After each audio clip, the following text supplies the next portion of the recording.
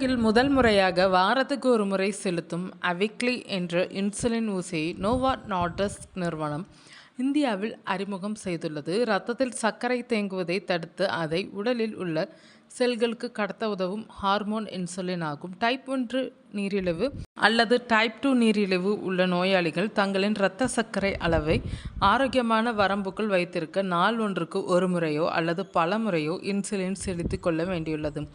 Denmark நாட்டை சேர்ந்த நோவா நார்டிஸ்க் என்ற மருந்து நிறுவனம் டைப் 1 மற்றும் டைப் 2 நீரிழிவு நோயால் பாதிக்கப்பட்ட பெரியவர்களுக்கான உலகின் முதல் வாராந்திர இன்சுலின் அவிக்லியை நேற்று முன்தினம் அறிமுகப்படுத்தியது.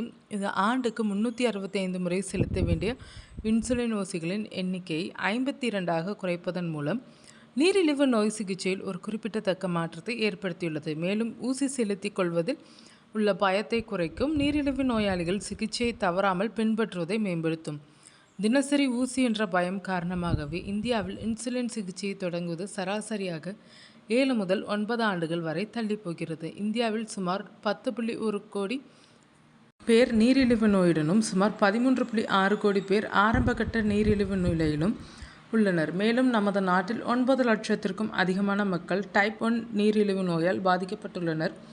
இதனால் இதன் சிகிச்சை பெரும்பாலும் இன்சுலின் முறையை சுற்றி அமைகிறது. அவிக்லி வாரத்திற்கு ஒரு முறை ஃப்ளெக்ஸ் டச் எனப்படும் பேனா வடிவிலான கருவி மூலம் செலுத்தப்பட வேண்டும். இந்த எளிமையான முறை சிகிச்சையை தவறாமல் தொடர உதவுவதோடு ஊசிக்கு பயந்து சிகிச்சையை தொடங்க தயங்கும் நோயாளிகளை விரைவாக இன்சுலின் எடுத்துக்கொள்ள ஊக்குவிக்கும். இந்தியாவில் இதன் விலை ரூபாய் 261. உலகின் மிக அதிகமான நீரிழிவு நோய் பாதிப்பு கொண்ட நாடுகளில் ஒன்றாக இந்தியா விளங்குவதால் இந்த அறிமுகம் முக்கியத்துவம் பெறுகிறது.